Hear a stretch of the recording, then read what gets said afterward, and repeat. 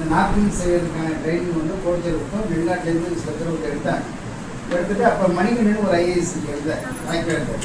அவரு எங்களுக்கு அவர் அசிஸ்டன்ட் ஆகிட்டாகிறப்ப எங்களுக்கு அடிஷனாக வந்து வீடியோவாக இருந்தார். தெரிஞ்சுக்கு 20 நம்ம சாப்பிட்றோம். அப்போ அவர் வந்து கிட்ட செஞ்சோம் ஏன் செய்யலை அப்படின்னு எல்லாம் கம்முன்னு கலெக்டர் ஆச்சு. வீடியோ சாதாரண வீடியோ தான் அந்த சைடு எழுதி பேசிடுவான். கலெக்டர் மேலே பேச முடியல.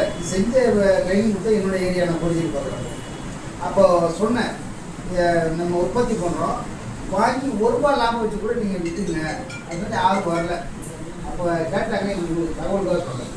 அப்போ கேட்டாங்க ஏன் செய்யலை அப்படின்னு சொல்லிட்டு, இது உள்ளே உள்ளது உட்கூல் இருக்குது, சாஃப்டாக இருக்கு இல்லையா, அது உட்கூல் அது பேர்.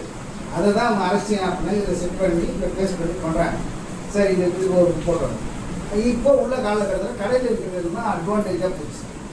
சரிங்களா, ரொம்ப அட்வான்டேஜ் இருக்குது. இப்போ ட்ரை ஜெல் வந்து போச்சு. சரிங்களா, இப்போ அடிக்கடி மாற்ற அவங்க விளம்பரம் சொல்ல அடிக்கடி மாற்றணும் அவசியம் இல்லை. இப்போ ஆடெலாம் பார்த்தீங்கன்னா திரும்ப இருக்கலாம், இப்படி இருக்கலாம், கூட விசில் எடுத்தே போகணும், திரும்ப இருக்கலாம், ஆக்ஷனாக காட்டுவாங்க இல்லையா. சிரிக்கிறதுக்கு இல்லை, உணர்வுகள் எல்லாமே ஒன்று தான். உங்களுக்கு யார் வாங்கி இப்போ எனக்கு பொண்ணு இருக்கா, என் பொண்ணு யார் வாங்கி கொடுப்பா, நான் தான் எப்போ வாங்கிட்டு வைப்பேன், நான் தான் வாங்கிட்டு வரேன். இல்லைன்னா வைக்க வேண்டியது இருக்குது, நான் பெற்றது தானே இல்லையா. இப்போ எங்கள் வீட்டுக்காரர் வந்து யார் வாங்கி கொடுப்பா, நான் தான் வாங்கி கொடுப்பேன். இதை வைக்கிறது இதுமாதிரி கிடையாது. முதல் நாங்கள் ட்ரைனிங் போகல, எங்களுக்கு கேட்டகரி யார் யாரெல்லாம் பின்னாடி பிள்ளைங்களுக்கு வந்து கட்டாக கொடுக்குறது. இப்போ நம்ம என்ன சொல்லிட்டீங்களேன், அது சிரிப்பு புரியுங்களா. அப்போ ஒரு சில பேர் கேட்குறோம், நான் ஒரு என் பிள்ளைங்க நான் தான் கேட்கணும். புரியுதா. அப்போ எப்படி வந்து நம்ம எப்படி வாஷ் பண்ணிக்கணுங்கிறத வரைக்கும் அவங்க சொல்லிக் கொடுத்தாங்க. அதை வந்து இப்போ சொன்னால் அது நீங்கள் சிரிப்பீங்க. நம்ம யூஸ் பண்ணுறது சொல்லிடுறாங்க. நம்ம யூஸ் பண்ணுறது 4 விரலும் யூஸ் பண்ணக்கூடாது, ஒரு விரல் தான் யூஸ் பண்ணுறாங்க இல்லையா. அதை யூஸ் பண்ணணும். இல்லைன்னா ஃபுல்லாக கெமிக்கல், அந்த கெமிக்கல் அந்த கிருமி என்ன பண்ணோம், நம்ம ரேகையெல்லாம் படிஞ்சிடும். கண்ணுக்கு தெரியாத அணுக்கள் தான், வைரஸ், பாக்டீரியா எல்லாமே. நம்ம எடுத்தோம் சோப்பு கழுவுறோமா, நம்ம உட்காந்தோடனே பொம்பளை நம்ம ஒன்று முந்தான தொடப்போம், இல்லை இப்படி பிடிப்போம். உண்மை தானே இது, என்ன இது ஃபேக்ட். அப்போ கிருமி எங்கேயும் போல நம்ம வீட்டு சொத்து நம்மளோட இருக்கு. புரியுதா, நம்ம வீட்டு சொத்து எங்கேயும் போல. அப்போ எப்படி சுத்தமாக இருக்கும், சுகாதாரமாக இருக்கும்னு சொல்லிட்டு இன்னைக்கு எஃப்என்ஹெச் அப்படின்னு சொல்லிட்டாங்கன்னு சொல்லுவோம். அங்கன்வாடி வந்து கொரோனா வந்த டைமில் எப்படிலாம் கையை கழுவணும், எப்படிலாம் சோப்பு கழுவணும் எல்லாம் சொல்லியிருக்கோம். எங்கள் எல்லாம் யார் சொல்லி கொடுத்தா, நம்ம தான் சொல்லிக் கொடுத்தோம் இல்லைங்களா. அதே போல் இதுக்கான எரிக்கிறது எப்படி புதைக்கிறது இல்லாமல் இந்த எரிச்சி பண்ணுறது சொல்லித்தராங்க இல்லைங்களா. அப்போது எது நல்லது, அதாவது இப்போ தர நிர்ணயத்துக்காக தான் வந்துக்கிறாங்க. எது நல்லது, எப்படி யூஸ் பண்ணணும், எவ்வளோ காலம் யூஸ் பண்ண சொல்லி கொடுக்குறாங்க. அதை வந்து உங்கள் வாழ்க்கையில் வந்து அதை ஃபாலோ பண்ணிடுங்க அப்படின்னா நமக்கு என்ன வராது, நோய் வராது புரியுங்களா. நோய் வந்துட்டு என்ன பண்ண மூட்டு லட்சுமி ஆஸ்பத்திரி போயிடும் புரியுதா. சில்லறை என்ன பண்ணுவாங்க, ஆஸ்பத்திரிக்கு நடுவில் இருக்கும். அப்போ வருமானம் காப்போம் திட்டங்கள் தான் இங்கே விழிப்புணர்வு கொடுக்குறாங்க. இதை வந்து ஃபாலோ பண்ணுங்க. அடுத்தது மேடம் சொன்ன மாதிரி ஆம்பளை இப்போ ஏன் நான் பேசுகிறேன்னா, எங்கள் அம்மா எனக்கு சொல்லுவாங்க, உன்னை கல்யாணம் பண்ணி கொடுத்தா என்னை யாரும் பேச மாட்டாங்களா, வளர்க்குற மாதிரி வளர்த்துட்டேன் அப்படின்ட்டாங்க. ஏன்னா நான் பார்த்தா நடுவேன், துணி இப்போ வாழைப்பூ அறிவேன், எல்லாமே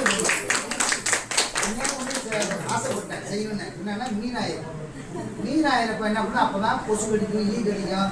ஏன்னா குச்சட்டு சூடு வந்து 4 சுட்டு 300 ஏன்டா அந்த கருமா இருந்துன்னா அது ஒன்று தான் செய்யலை. பாக்கி மீன் ஆயிரம் தவிர பாக்கி எல்லா வேலையும் செய்யும்.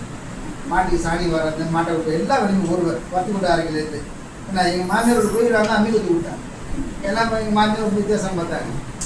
எந்த வேலையை யார் அவங்க யார், அவங்க உறவு தானே புரியுதா. அதனால் ஒன்று ஆம்பளை பிள்ளைய மேலே சொன்ன மாதிரி ஆம்பளை பிள்ளையாக வளருது. அது எப்படின்னா ஆணாதிக்கத்தில் வளர்க்காது புரியுங்களா. மனிதத்தன்மையோட வளர்க்குது. கூட போட்டு பொம்பளை பிள்ளை தங்கச்சிக்கும் அக்காவுக்கும் இந்த பிரச்சனை இருக்கும், ப்ராப்ளம் இருக்கும், பிரச்சனை இருக்கும். அது எங்கன்னா அவங்களும் யார், நம்ம உடன் பிறந்தாங்க, நம்ம ரத்தம் இல்லையா. அவங்களும் ஒரு வேதனைனா அது நமக்குள்ள வேதனை, அவங்களும் ஒரு பிரச்சனை அது நமக்குள்ள பிரச்சனை.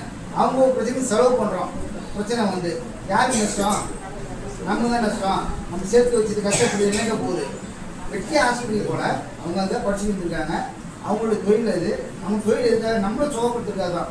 சும்மா பண்ண முடியுமா, சும்மா கிடைக்கும் மாத்திரை மருந்து மாத்திரை இல்லையா. அப்போ அவங்களும் நம்ம குறை சொல்லக்கூடாது.